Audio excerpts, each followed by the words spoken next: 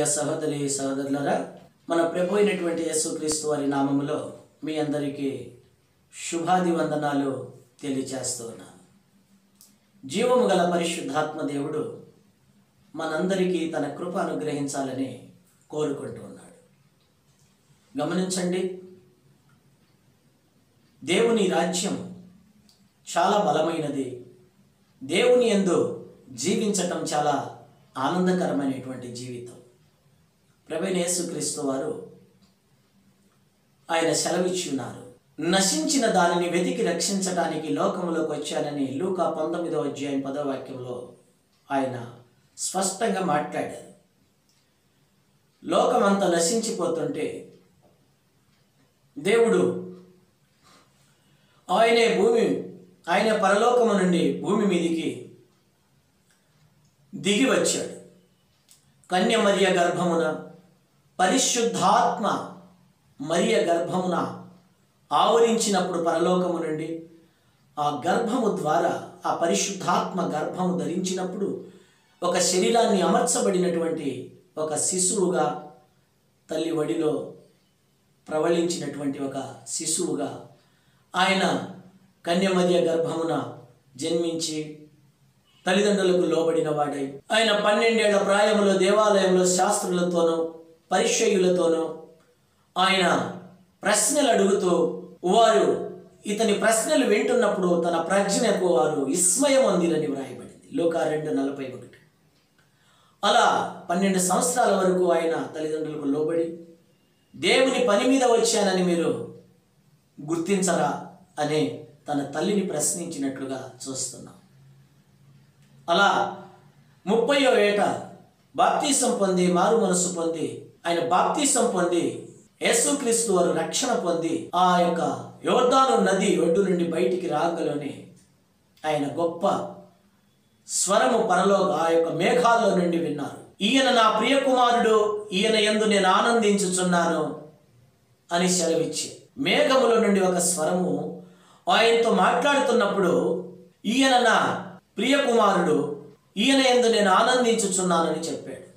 ఆ స్వరం విన్న వెంటనే, ఒడ్డుకొచ్చిన వెంటనే పావురమూలే పరిశుద్ధాత్మ అతనిపై వ్రాలగా అతను ఆత్మతో నింపబడి ఆయన అరణ్యానికి వెళ్ళి 40 దినములు ఉపవాసం ఉండి ప్రార్థించి అపవాది చేత పీడించబడి పరిచర్య ప్రారంభించి 3.5 సంవత్సరాలు ఈ భూమిని తలక్రిందులు చేసే పరిచర్య, ఆశ్చర్యపరిచే పరిచర్య, చచ్చిన వారిని బ్రతికించినటువంటి పరిచర్య, ఆయన చనిపోయి తిరిగి పునరుద్ధానుడై లేచి ఆయన దేవుడని నిరూపించుకొని పరలోకానికి ఆరోహణమైనటువంటి గొప్ప జీవము గల దేవుడిగా ఈ లోకానికి రుజువుపరుచుకునేటువంటి దేవాది దేవుడుగా ఆయన పరిశుద్ధ బైబిల్ గ్రంథంలో మనకు ప్రత్యక్షమవుతున్నాడు.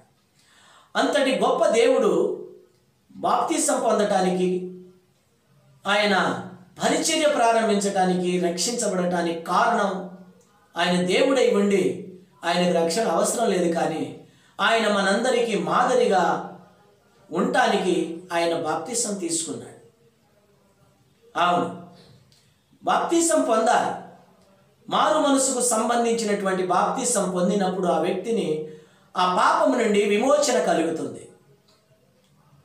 అపోస్తలుల కార్యం 22వ అధ్యాయం 16వ వచనం ఇలాగూ రాయబడి ఉన్నది, తడువు చేయుట ఎందుకు, లెమ్ము రమ్ము, ఇప్పుడే లేచి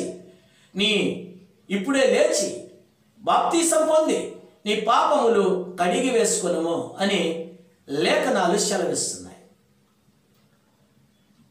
పాపములు కడుగు వేసుకోవడానికి, బాప్తిసం పొందడానికి ఏంటి సంబంధం అన్నప్పుడు, మారు మనసుకు సంబంధించిన బాప్తిసము ఆ వ్యక్తి చేసినటువంటి తెలిసో తెలియకో చేసిన ప్రతి పాపములను క్షమిస్తుంది. బాప్తిసం అది నజరేయుడైన యేసుక్రీస్తు వారి యొక్క నామములు, తండ్రి యొక్కయు కుమారుని యొక్కయు పరిశుద్ధాత్మ యొక్కయు నామములు తీసుకునే బాప్తిసమై ఉండాలి.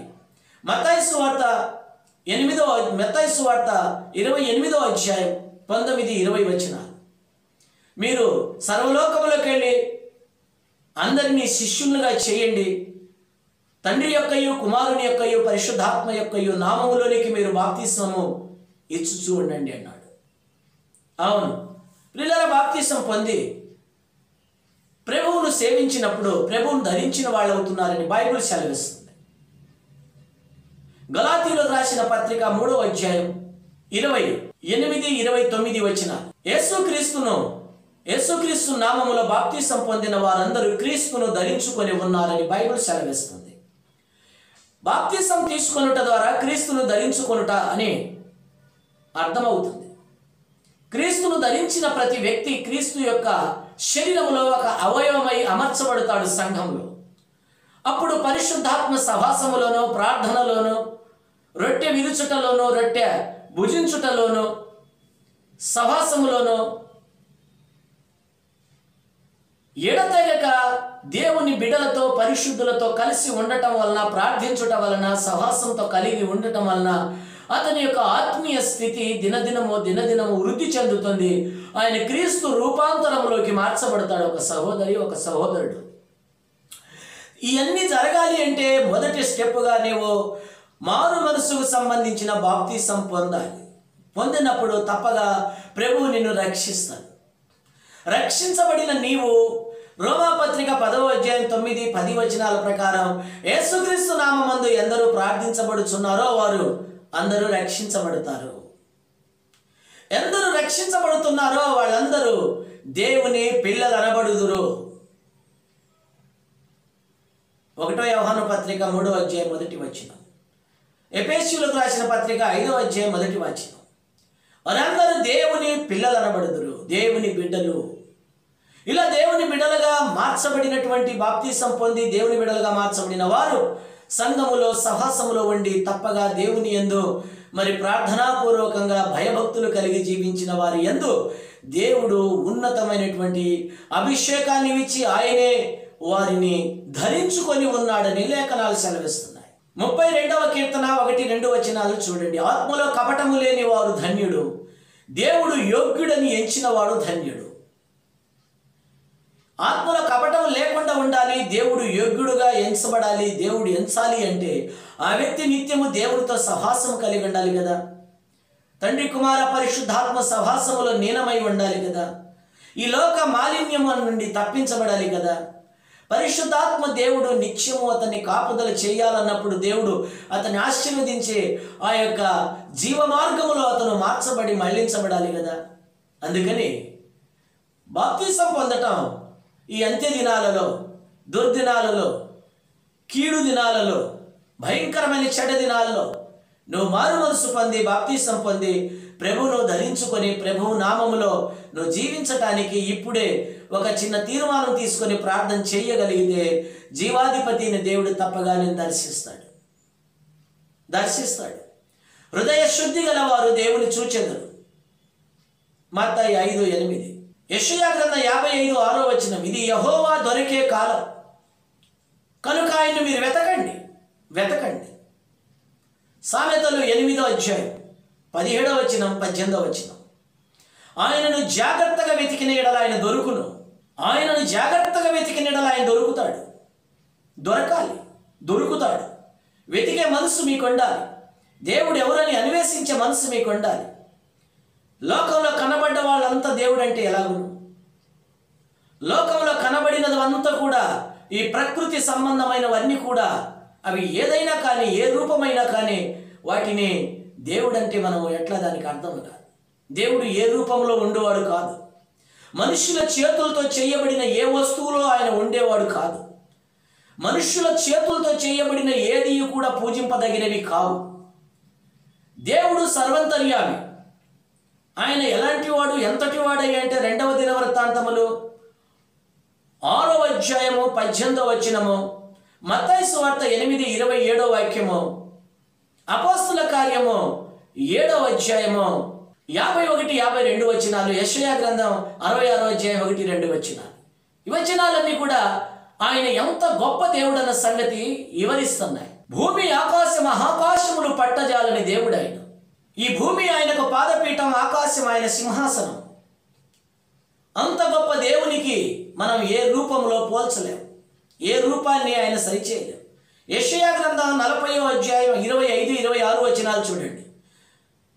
నన్ను ఎవరితో సాటి మీరు చేయుదురు అని పరిశుద్ధుడు అడుగుతున్నాడని లేఖనం సెలవిస్తుంది. ఎవరితో సాటి చేస్తారు నన్ను అని పరిశుద్ధుడు అడుగుతున్నాడు.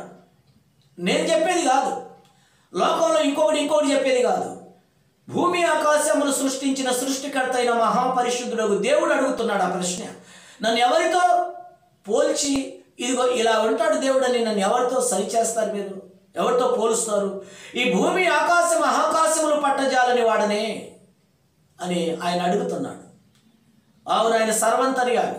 19వ కీర్తన 5-6 వచనాలు, ఆయన భూమి 4 దిక్కులు తిరిగి ఆయన అంతఃపురములో నుండి బయలుదేరిన పెండ్లి కుమారుడు వలె భూమి 4 దిక్కులు తిరిగి ఆయన బయలుదేరి వచ్చుచున్నాడు. భూమి 4 దిక్కులు ఆయనే ఉన్నాడు. ఆకాశంలో ఆయన ఉన్నాడు, మహాకాశంలో ఆయన ఉన్నాడు, పరలోకంలో ఆయన ఉన్నాడు, భూమి క్రింద పాతాళంలో ఆయన ఉన్నాడు. ఎక్కడ చూసినా ఆయనే. ఆయన లేని స్థలము ఘోరంతయును లేదు. కనుక ఆయన గొప్పతనం అది. ఆయన అంతటి వాడు దేవుడు, చాలా గొప్పవాడు. ఆయన మనం ఎవరితో పోల్చలేము. కనుక ప్రకృతి సంబంధమైన వాటితో, మనుషుల చేతులతో చేయబడిన వాటిని మరి దేవుళ్ళుగా మనం పూజించడానికి ఈ ప్రకృతి ఏది తగదు. కనుక సృష్టికర్త దేవుడు, ప్రభు అయినటువంటి యేసుక్రీస్తు వారు. ఆయన పేరట మీరు ప్రార్థన చేయగలిగితే ఆయన నజరేయుడైనటువంటి యేసుక్రీస్తునే నామధేయములో ఉన్న దేవుడు కనుక తప్పగా ఎంతటి పాపాత్ముడైన ప్రభు తప్పగా నేను క్షమిస్తాడు, రక్షిస్తాడు. రక్షించబడటానికి ఇదే అనుకూలమైన సమయం, ఇదే అనుకూలమైన సమయం, ఇదే అనుకూలమైన దినం. 2 కొరింథీ 6:2 ప్రకారం ఇదే రక్షణ దినం, ఇదే అనుకూల సమయం. ప్రియులారా, కనుక దయచేసి ఇప్పుడే మోకరించి ప్రార్థన చేసి మారు మనసు పొంది బాప్తిసం కూడా పొందేదానికి సిద్ధపడు, రక్షించబడు. ప్రభు తప్పగా ఈ లోకములో పుట్టించినందుకు ఆయన నిన్ను తండ్రిగా ఉండి నిన్ను కుమార్తెగా కుమారుడిగా మార్చి నీ భారము నీ బాధ్యత అంతా ఆయనే భరించి నిన్ను ఆశీర్వదించడం మొదలు పెడతాడు.